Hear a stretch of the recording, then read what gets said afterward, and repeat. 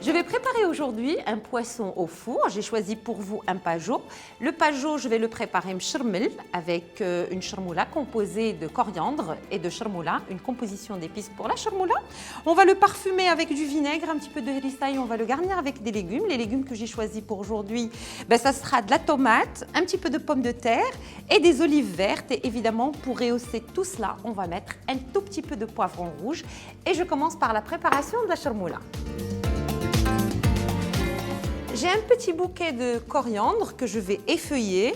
Donc je prends que les feuilles. Pourquoi je prends les feuilles? Parce que les tiges ne sont pas très tendres et moi je n'ai pas besoin. Et puis elles ne parfument rien du tout. Moi je prends les tiges, je les utilise pour tapisser un tagine ou pour parfumer un bouillon. Mais sinon, pour la préparation de la chermoula, je préfère prendre que les feuilles, comme ceci. Voilà. Je crois que ça va être bon pour les feuilles de coriandre. Je vais mettre un petit peu de vinaigre pour que le tout passe bien à la machine. Je vais rajouter mon épice pour chermoula. Et là, je vais mettre une bonne cuillerée d'épices pour chermoula.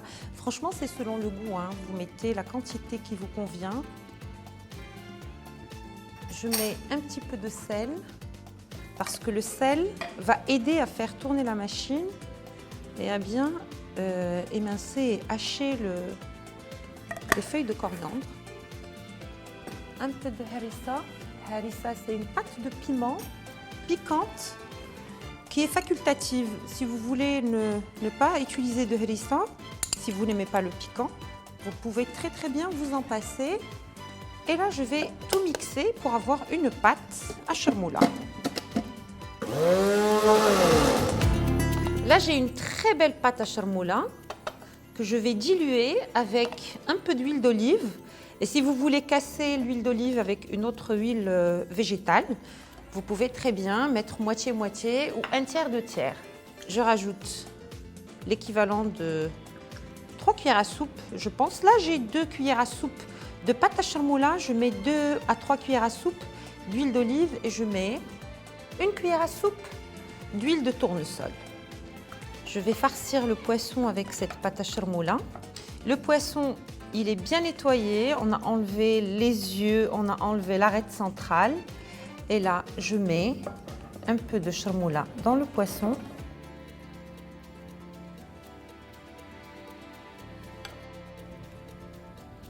Voilà, d'un seul côté.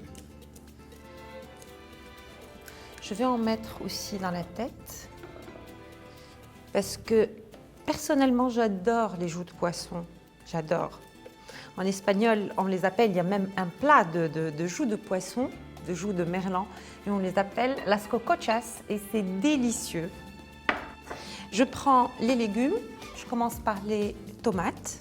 Alors, les tomates, il va falloir les passer dans un tout petit peu aussi de chermoula. Je prépare un lit de tomates que j'assaisonne avec la préparation de chermoula. Je dispose dessus le poisson, déjà farci à la chermoula également. Et là, je vais prendre les petites pommes de terre que j'ai déjà préparées. Donc, elles sont bouillies et pelées. Je les assaisonne aussi. Et je les dispose autour du poisson. Pourquoi je les ai préparées à l'avance? Parce que la pomme de terre, les petites pommes de terre demanderont beaucoup plus de temps pour cuire que le poisson ou la tomate. Et comme le poisson n'a pas besoin de beaucoup de temps pour être prêt, donc on fait une pré-cuisson ou carrément une cuisson complète pour les petites pommes de terre.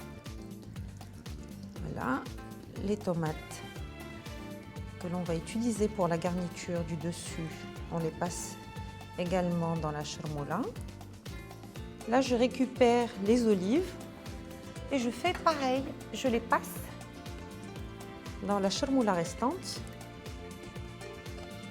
Vous avez remarqué que je n'ai pas mis d'eau parce que le poisson, il va dégorger, la tomate également.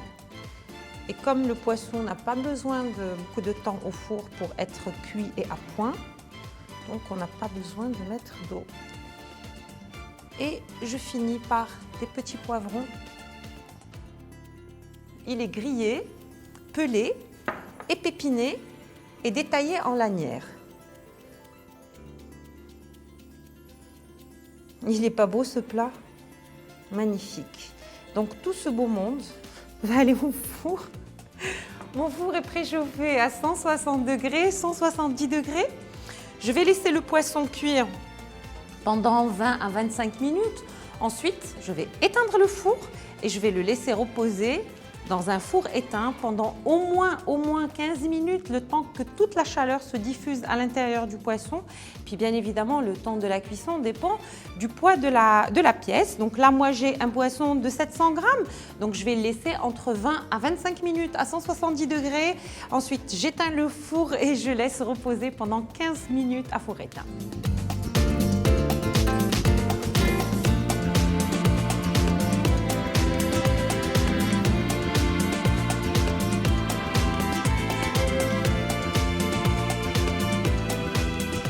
Le pajot mchermel aux légumes au four est prêt. On va le sortir. On l'a laissé 15 minutes se reposer pour que toutes les saveurs des épices et aussi le reste des ingrédients se diffusent bien et nous parfument tout cela. C'est prêt, bien évidemment, et c'est délicieux. J'espère que vous allez tester la recette et je vous souhaite un excellent appétit.